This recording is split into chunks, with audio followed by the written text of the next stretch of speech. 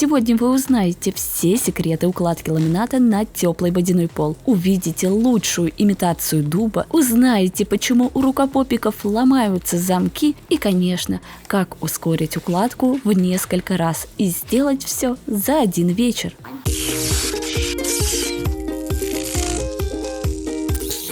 Получилось! Я хоть и рукопопик, зато сама электрику провела. Хочешь узнать как? Переходи на мой канал. Для начала надо выровнять основание, чтобы перепад составлял не более 2 мм на метр. Мы это сделали в прошлом ролике про наливной пол, а затем положить полиэтиленовую пленку для гидроизоляции, как сказано в инструкции. Но так как бетонное основание не может иметь нулевую влажность, и в момент, когда мы снова запустим теплый пол, есть небольшая, но вероятность, что под такой пленкой образуется конденсат, а потом и плесень. Хоть профи говорят, что ничего при минимальной влажности там не появится, у меня есть сомнения. Ведь даже у пенополистирола есть влажность, и если его завернуть в пакет и оставить на теплом полу, появится конденсат внутри этого пакетика. Может, я параноик, но именно в сочетании с теплым полом я просто обмажу все грунтовкой влагоизолятором, которую я неоднократно проверяла. В 2 слоя она ничего не пропускает. Можно, конечно, использовать и обмазочную гидроизоляцию, и цементную гидроизоляцию, но она в 5 раз дороже. Пока это все сохнет, надо измерить помещение, чтобы у порога не осталось малютки ламината. И если что, начинать собирать не с целого ряда, а с подрезанного. Кстати, почему мы выбрали ламинат на теплый водяной пол? Потому что паркет нельзя использовать, инженерную доску тоже нельзя, потому что все усохнет или затрещит, а хочется именно под дерево. Наш ламинат подходит для этих целей. Главное, чтобы температура пола не превышала 28 градусов. Как минимум, эта температура поддерживается гарантией на ламинат. Выбрали мы его путем покупки образцов. 50 рублей за плохо отрезанный кусочек ламината, но что делать? В магазине цвета смотрятся совсем иначе. Поэтому лучше всего купить образцы того, что понравилось, и примерить дома. Подобрать под цвет стен, посмотреть при разном освещении и так далее. Ведь даже цвет стен может визуально изменить оттенок ламината. В итоге мне очень понравилась коллекция Навигатор от Target. Он, правда, 12 мм толщиной. И коллекция Эстетика, тоже от Target. В итоге выбрала второй вариант. Мне кажется, на теплый пол все же нужно выбирать ламинат потоньше, чтобы больше тепла шло в помещение. Наш ламинат толщиной 9 мм, имеет 33 класс износостойкости, цвет дуб натуральный коричневый, с крутейшей 4-сторонней фаской. Чуть позже в видео сравню его с настоящим дубом. Плюс эта коллекция имеет экологическую маркировку международного уровня. Это говорит о том, что мой ламинат не выделяет вредных веществ, не содержит формальдегиды, а при производстве не использует вредные растворители. И это очень важно. Выбор ламината был сложен. Как видите, нюансов очень много, а цветов еще больше. Но не менее сложный выбор подложки под ламинат, если у нас теплый пол. Стандартные подложки, вот эти тоненькие из ЭППС, различные фольгированные подложки нельзя использовать. Ведь они будут задерживать тепло внутри плиты, и КПД нашего теплого пола упадет многократно. И придется ставить, скорее всего, даже батарею, а не пользоваться благами теплого пола. То есть ЭППС изолирует тепло и не дает ему выбраться наружу. Поэтому выбор пал на хвойную подложку. По сути, это прессованная древесина, и она не будет похищать наше тепло. А для лучшего эффекта делаем в ней отверстие. Немножко долго это все, но что поделать, комфорт требует жертв. Лучше этим заниматься в другой комнате. Это очень пыльная работенка. Кстати, чтобы сэкономить время, план такой. Подбираем и покупаем ламинат, потом он должен пролежать минимум 2 дня при комнатной температуре, чтобы его влажность сравнялась. Ведь на складах все часто хранится вообще на улице. Пока ламинат отлеживается, гидроизолируем все. Как раз 2 дня на 2 слоя. И параллельно еще делаем отверстия в подложке. И приступаем к монтажу. Проверяем пол на чистоту и начинаем укладывать подложку, оставляя зазор между стеной, как сказано в инструкции. Склеиваем все скотчем, также оставляя небольшой зазор между подложкой, между листами подложки. Это относится именно к такой подложке. Я не застилаю сразу всю комнату, а работаю рядами. Так удобней, и мне кажется, на подложке точно не будет мусора и не придется его счищать. Первый ряд. Ламинат начинаем укладывать слева направо. Идеально располагать ламинат по солнечному свету. Но у нас 2 окна, поэтому могу выбирать как угодно. Собираем первый ряд. Для этого лучше сначала положить 2 доски на стол и посмотреть, как работает замок, чтобы понимать технологию. А на стол, потому что так лучше видно. Или просто внимательно посмотрите на то, что для вас сняла. Я к этому пришла не сразу. Мне понадобилось сделать несколько рядов и потратить несколько часов на просмотр роликов. Мастера то и дело жаловались на замки, мол, они хрупкие, почему-то ломаются. А как в итоге делали, никто не показывал. Некоторые умудрялись делать по одной доске, что противоречит инструкции. Эта модель стыкуется не по одной доске, а целым рядом к прошлому ряду. Это не сложнее, это просто по-другому.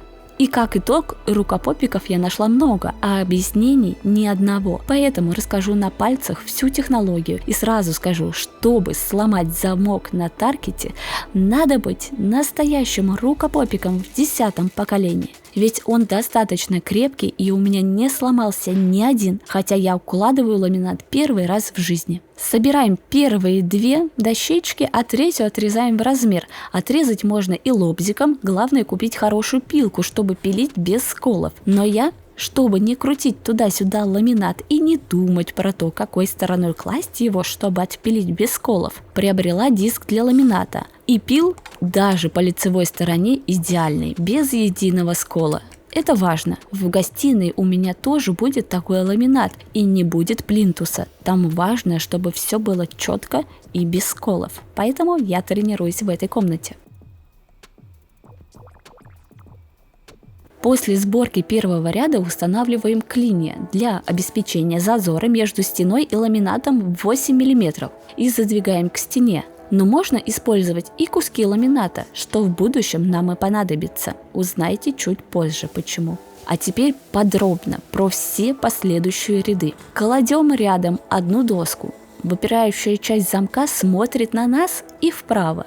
Вот эта широкая часть замка. Аккуратно задвигаем в нее под углом торец второй доски и опускаем с нажимом. То есть одновременно пережимая ее к первой, чтобы не было щели и края сошлись сразу. Это удобнее, чем потом подбивать. Упираем эти 2 ламинатины к стене и измеряем получившееся расстояние до стены. Затем отмеряем это расстояние на последней доске и вычитаем из него 2 зазора, то есть 16 мм. Это 2 по 8, если вам так удобнее. Кладите доску правильно. Широкий замок справа. Это важно, чтобы не запутаться и не отпилить не с той стороны. Хотя некоторые не используют рулетку, а отмеряют сразу на ламинате путем его переворачивания. Но новичок на 99% запутается и не там отпилит. Проверено на себе. Отпиливаем нужный размер, приподнимаем и стыкуем. Опять с нажимом. Приступаем к стыковке. Приподнимаем центр, а потом края и заводим наш ряд на предыдущий, буквально на сантиметр. Слева устанавливаем кусок ламината. Можно использовать и колышки, но они ребристые и мешают ламинату опуститься. Это не наш вариант. Спускаем ламинат на замок, как бы весь ряд лежит на замке прошлого ряда. Приподнимаем и задвигаем в паз по всей длине. Получается, весь ряд располагается в таком положении, в приподнятом.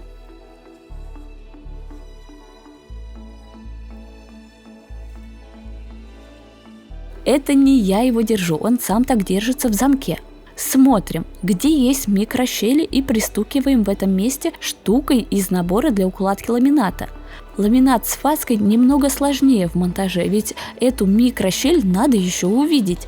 Зато какой будет результат? Если у вас много сил, то можно просто хорошо надавить, но я по старинке постучу. Главное не лупить по замку. Видите, я установила эту штуку сверху, а не на замок. На замок нельзя. Прежде чем бить по стыку, убедитесь, что он без щели. И если что, подбейте ряд сбоку. Пока мы пристукивали в одном краю, могло где-то немного разойтись. Что мы делаем? Аккуратно приподнимаем и запихиваем обратно и продолжаем постукивание. Когда мы убедились, что нигде нет ни одной микрощели, проходимся по ламинату. Одной ногой наступая на прошлый ряд, одной на новый. Нет, ничего сломаться не может. Просто мы создаем давление ногами, а не руками. Пересмотрите кусочек с замком. Даже в теории это не может сломаться. Весь ряд занимает от силы 7 минут, но чтобы еще больше ускорить процесс и сделать поверхность идеальной, я пришла к выводу, что нужно разобрать все пальчики, отсортировать по декорам и сделать предварительную раскладку ряда на 3-4, сразу подпиливая крайние доски.